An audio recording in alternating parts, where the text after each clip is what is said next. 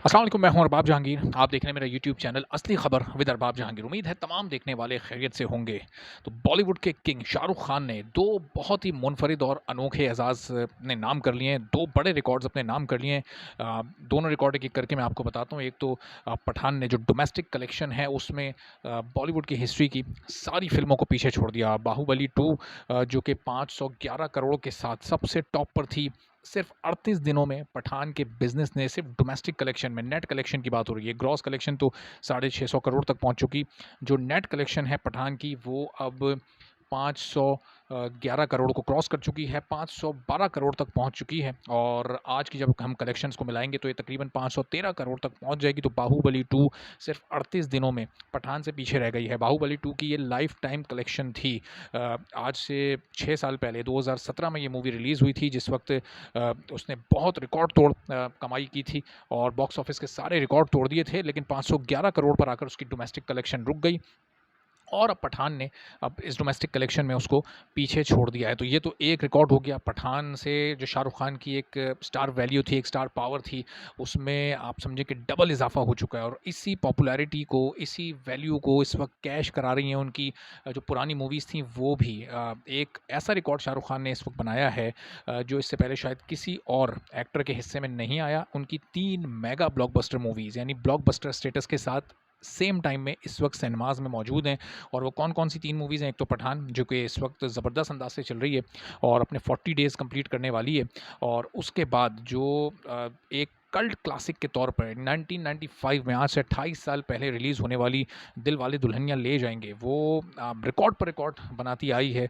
उसने बहुत लंबे अरसे तक, सबसे ज़्यादा लंबे अरसे तक सिनेमा में रहने का रिकॉर्ड भी बनाया। तो वो मौजूद है। कोविड के दौर में जब ये सिनेमाज़ बंद हो गए, 1995 से ये अभी तक कई बार बार-बार सिनेमाज़ में रिलीज़ हो गई। यानी जब कभी कोई बॉलीवुड पर फ्लॉप मूवीज़ का एक दौर आता है तो बहुत सारे सिंगल स्क्रीन्स में, बहुत सारे मल्टीप्लेक्सेस में इसको दोबारा रिलीज़ कर दिया जाता है और फिर एक बार फिर से वहाँ सिनेमा इंडस्ट्री चल पड़ती है। अब इस वक्त तीसरी मूवी कौन-सी है जो कि शाहरुख खान की एक बार फिर रिलीज़ की गई है, वो है चक दे इंडिया। ये भी आज से कोई 16-17 साल पहले रिलीज़ हुई थी और एक ब्लॉकबस्टर मूवी थी। और उस वक्त स्पोर्ट्स पर मूवीज़ बहुत कम बना करती थीं, और हॉकी जैसे स्पोर्ट्स पर, जो कि सब कॉन्टिनेंट में क्रिकेट जैसी पॉपुलैरिटी नहीं रखता।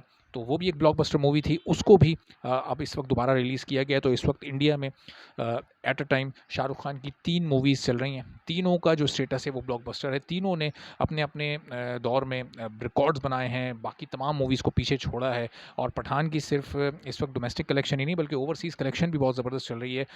टोटल ओवरऑल अगर आप देखें तो ये 1100 करोड़ के करीब पहुँच चुकी है, जो कि एक ऐसा रिकॉर्ड है जिसकी किसी ने भी एक्सपेक्टेशन नहीं की थी। इसलिए नहीं की थी चूँकि बॉयकॉट बॉलीवुड का ट्रेंड चल रहा था। हर मूवी 2022 की जो जिसमें कोई बड़ा स्टार था या उसका बहुत बड़ा बजट था, वो फ्लॉप हो रही थी।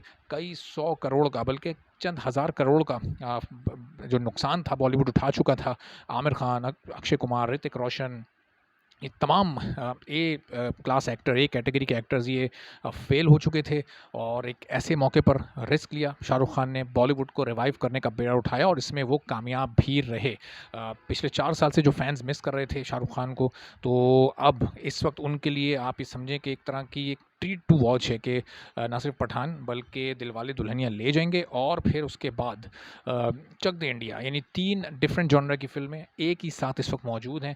और वो तमाम लोग जो कि बहुत पहले ये मूवीज़ देख चुके हैं, अगर दोबारा से देखना चाहते हैं और उन मेमोरीज़ को एक बार फिर रिफ़्रेश करना चाहते हैं, तो वो फिर ये सारी मूवीज़ इस वक्त एंजॉय कर सकते हैं। और अभी आने वाले दिनों में भी कोई ऐसी मूवी, इस वक्त हमने देखा शहज़ादा फ्लॉप हुई, जो कि पता था, एक्सपेक्टेशन थी। फिर सेल्फ़ी आई, वो भी बहुत बुरी तरह फ्लॉप हो गई।